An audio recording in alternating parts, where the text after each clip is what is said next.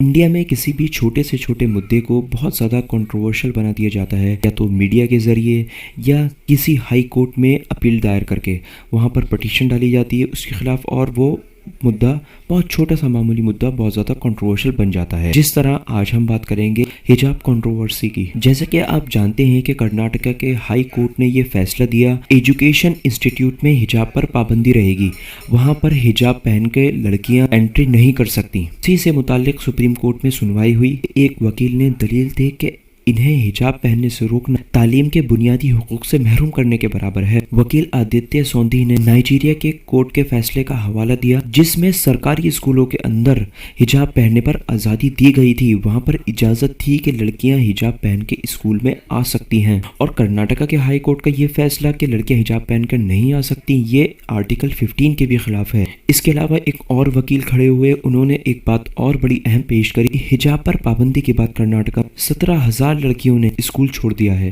वकील ने यह बात भी बड़े मुस्कुराते हुए कही कि हिजाब का पहनना, कोई लड़की हिजाब पहनती है और कोई लड़की नहीं पहनती।